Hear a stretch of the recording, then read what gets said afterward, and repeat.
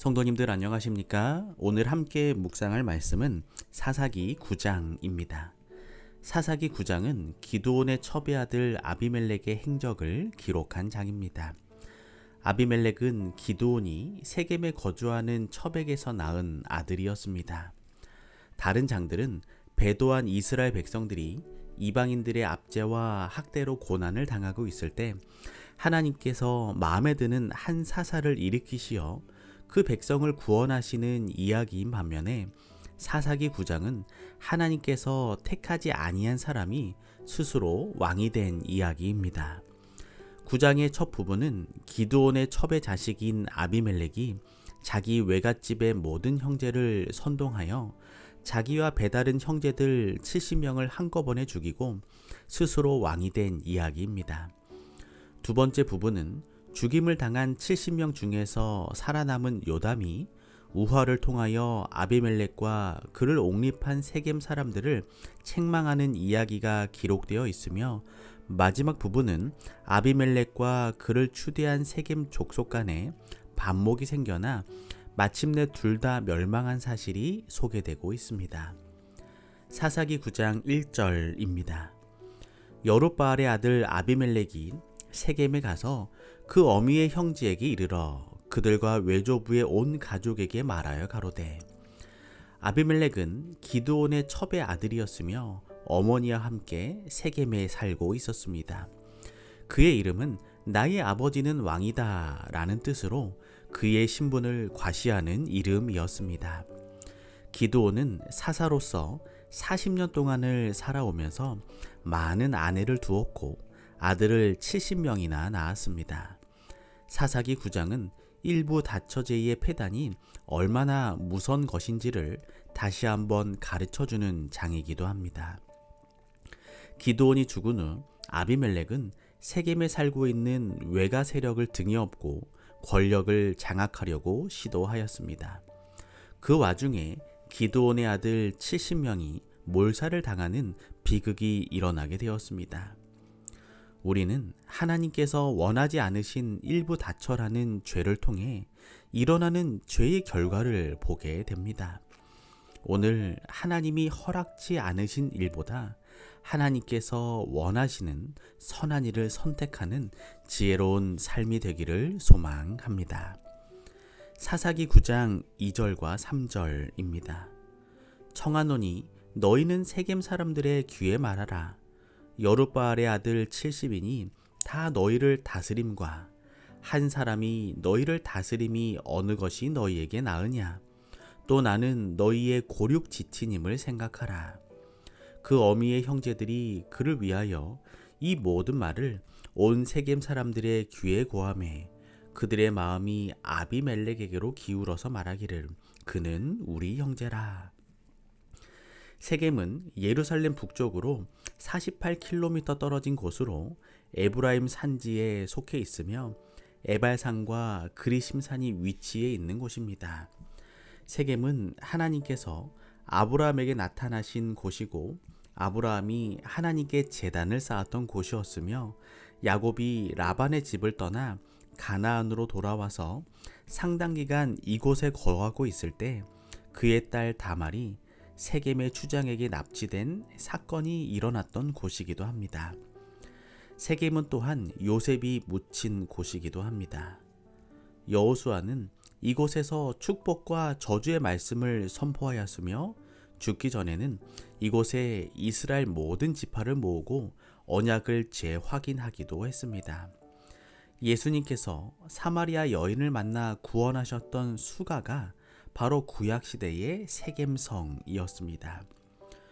여호수아 당시 종교적 중심지였던 세겜은 기드온이 사사가 되자 그 주도권을 므낫세 지파의 오므라에 빼앗긴 다음에 자존심이 상해 있었고, 그런 감정의 골을 아비멜렉이 자극하여 파고 들었던 것입니다.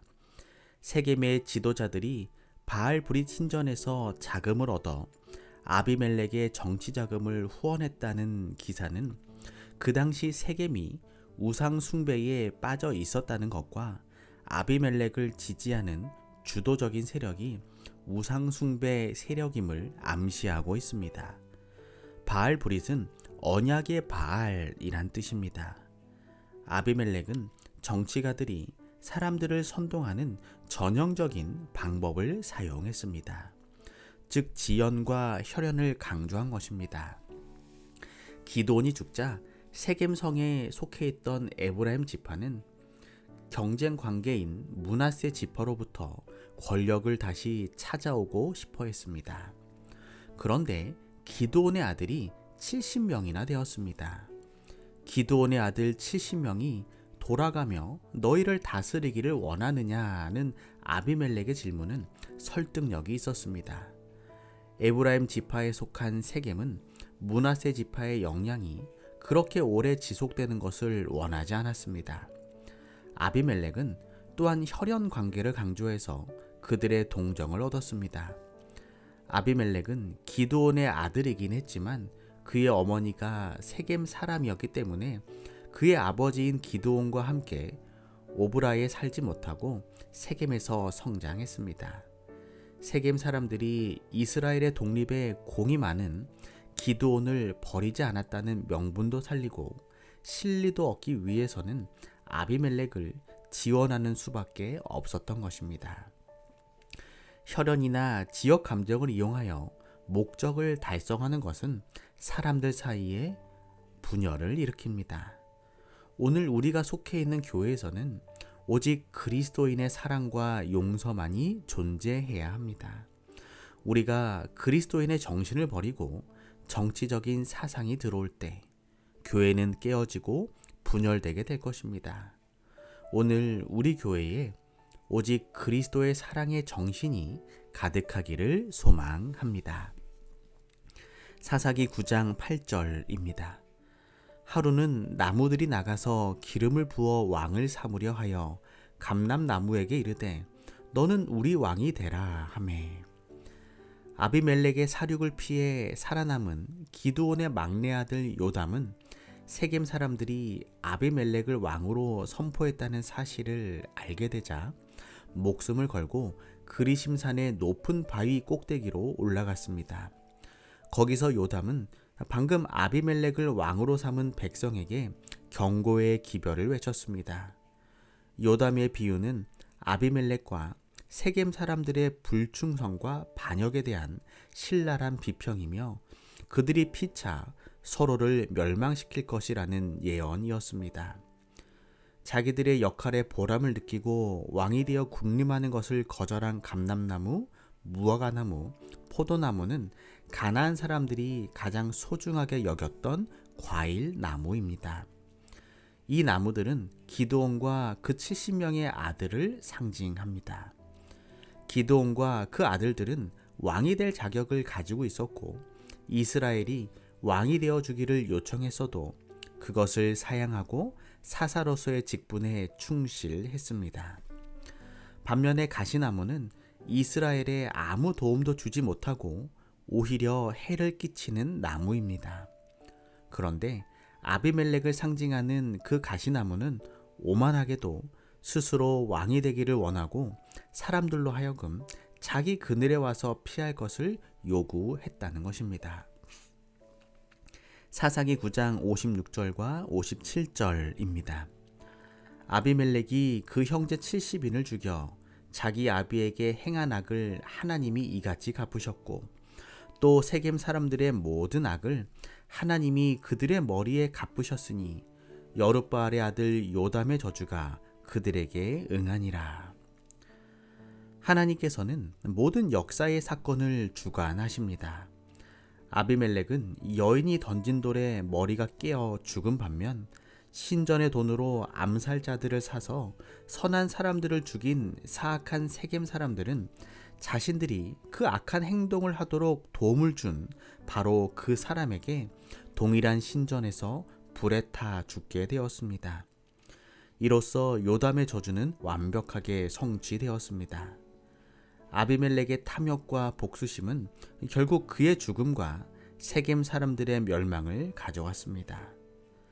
혹 우리 마음속에도 탐욕이나 복수심이 자리 잡고 있지는 않은지요? 오늘 우리 마음속에 아비멜렉을 내어보내고 그리스도의 마음을 가득 채우는 귀한 삶이 되기를 소망합니다. 이 시간 남궁택 집사님을 위하여 기도하겠습니다. 사랑의 하나님, 남궁택 집사님의 삶이 언제나 하나님의 말씀에 순종하며 하나님을 늘 가까이 하며 하나님과 친밀한 삶을 살게 하여 주시옵소서. 그리하여 하나님 영광을 드높이는 복된 삶을 살아가게 하여 주시옵소서.